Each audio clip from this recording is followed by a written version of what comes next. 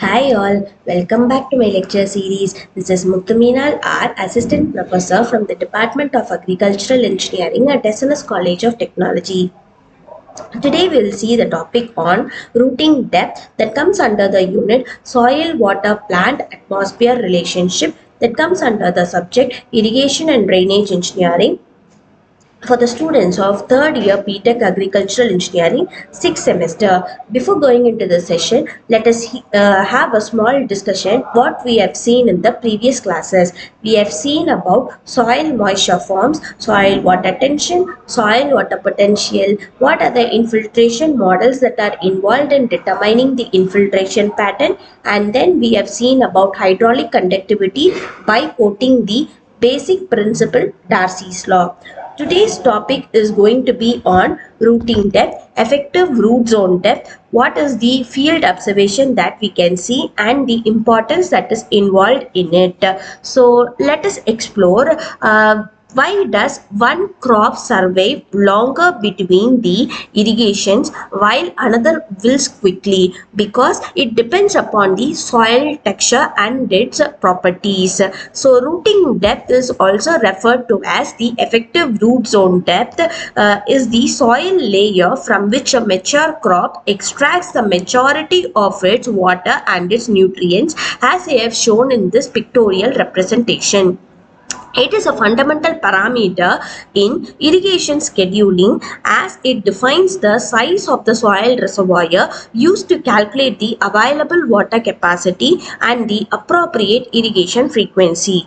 The key characteristics and water extraction patterns involved in it are the root development is not uniform and the root density typically decreases with the soil depth. For that, we can look into the field reality. What happens here? Shallow rooted crops usually dry out fast and the deep rooted crops tolerate longer dry spells. That means same soil, same irrigation, but the response of the crop will be different. So this could be identified with the help of thumb rule that we are going to follow, that is 40-30-20-10 rule. It means that consequently the water uptake follows a predictable pattern which I have stated as a thumb rule. 40% of water is extracted from the top quarter of rooting depth and 30% is taken from the second quarter, 20% is taken from the third quarter and 10% is taken from the bottom quarter, because approximately 70% to 80% of all moisture withdrawal occur in the upper half of the root zone. Managing the water content in the shallower layer is critical to prevent the plant stress. So that means it is obviously affecting plants rooting depth is not fixed and it is determined by the specific crop species.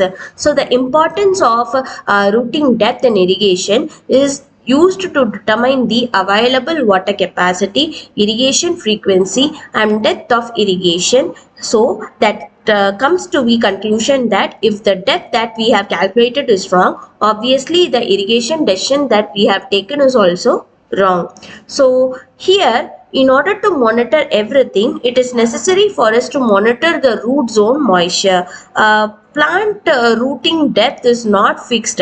This is what I have said. So depending upon them, I can claim them as the representing moisture groups, that is depending upon the environmental constraints, crop species and growth zone. So here we have to know that the irrigation specialists want that one should never assume a rooting depth based on tables alone.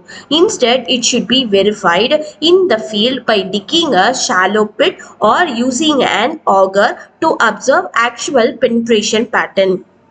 Overestimating rooting depth leads to over-irrigation, which wastes water and leaches the nutrients below the reach of the roots. So for precise monitoring, instruments like tensiometers are often installed in pairs at 1/3 and 2/3 of the depth, so that we can get the value precisely. So here you have to know an analogy, that is, think of the rooting depth as the length of a straw in a glass of water. A plant with a shorter straw that is shallow roots, can only drink from the very top of the glass and will run out of its reachable water quickly, even if the glass is still half or full.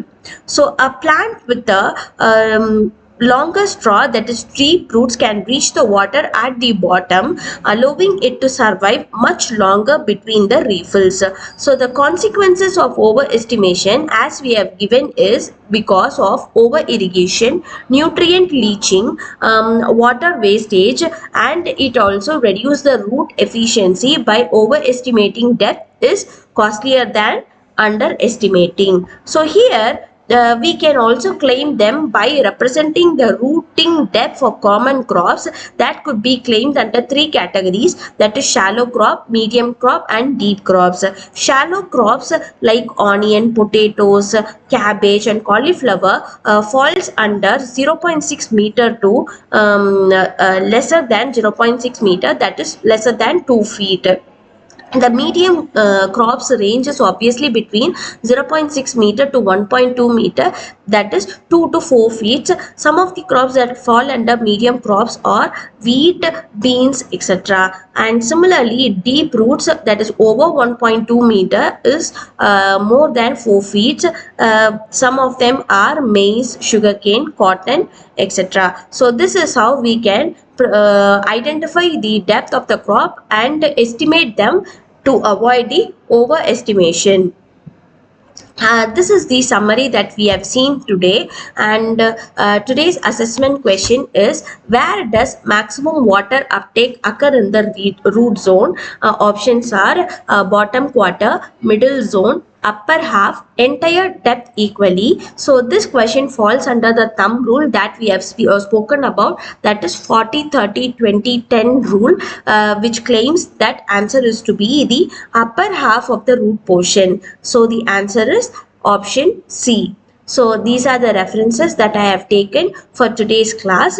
If you guys have any doubt, or if you want to refer, you guys can go in and refer in these reference links. And also, if you have any kind of doubt or anything, you guys can ping me anytime. See you at the next class. Thank you.